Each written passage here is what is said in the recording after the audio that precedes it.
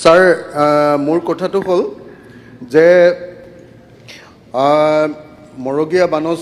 যে দিছে তাৰ কাৰণে অসম চৰকাৰক ধন্যবাদ জনাইছোঁ আমাৰ কৰ্মচাৰীসকলক কিন্তু মৰগীয়া বানচ দিব লাগে জানুৱাৰী মাহৰ পৰা গতিকে অসমৰ সকলো কৰ্মচাৰী মৰগীয়া বানচ জানুৱাৰী মাহৰ পৰা দিব লাগে বুলি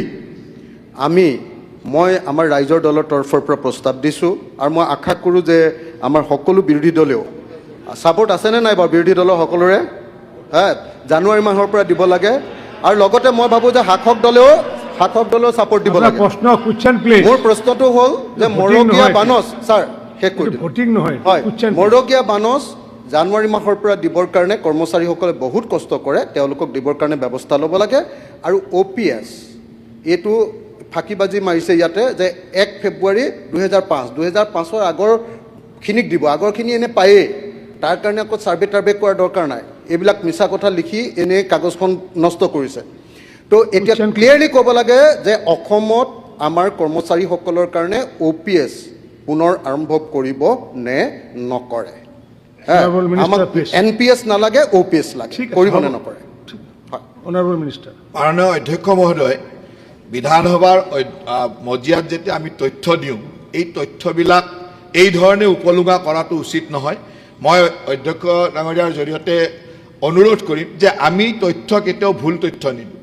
আৰু ভুল তথ্য যদি দিওঁ তাৰ কাৰণে নিশ্চয়কৈ ব্যৱস্থা আছে আপুনি সেই ব্যৱস্থালৈ যাব কিন্তু বিধানসভাৰ মজিয়াখনক এনেকেদৰে উপলুঙা টাইপ কথা নক'ব আৰু মই ভাবোঁ যে ভগৱানে তেওঁ সুমতি দিয়ক এইবিলাকৰ যাতে সুমতি আহে কাৰণ এতিয়া যি পৰিৱেশ দেখিছোঁ ভগৱানে সুমতি দিয়াৰ বাহিৰে আৰু মই একো দেখা নাই মই ভগৱানৰ ওচৰত প্ৰাৰ্থনা জনাইছোঁ যে ভগৱানে তেওঁ সুমতি দিয়ক যাতে আৰু তেওঁ যেনেকে চৰকাৰক দিব কয় তেওঁৰ যিকেইটা ব্যৱসায়িক প্ৰতিষ্ঠান আছে অৰ্কিড পাৰ্কৰ পৰা আদি যাতে আমাৰ ৰাইজেও শিক্ষা দিব লাগে নে নাই সেইকাৰণে এনেকুৱা মন্ত্ৰীয়ে লাজ পাব লাগে নে নাই অসমৰ কৰ্মচাৰীসকলৰ কাৰণে তেওঁ অনুৰোধ কৰিছে ধন্যবাদ জনাইছোঁ কিন্তু সমানে নিজৰ ক্ষেত্ৰতো সুন্দৰভাৱে থাকক যে তেওঁ গৈ নিজৰ যাতে ৰাইজক সেই ধৰণৰ মৰমখিনি দিয়ে Question number 125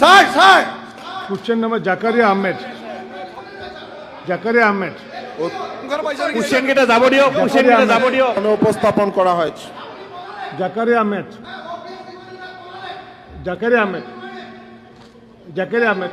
মাননীয় অধ্যক্ষ মহোদয় এই ধৰণৰ সদনক একেবাৰে এখন গোহালি সদৃশ পৰিৱেশ কৰা যি পৰিৱেশ কৰে এই পৰিৱেশৰ কাৰণে তেখেতক কঠোৰ ব্যৱস্থা ল'ব লাগে গগৈ যি দিব লাগে আমি দিম আপোনাৰ কাৰণে নহয় আমি চৰকাৰৰ কৰ্মচাৰীৰ কাৰণে দিম Gogoi, please, Zakaria Ahmed.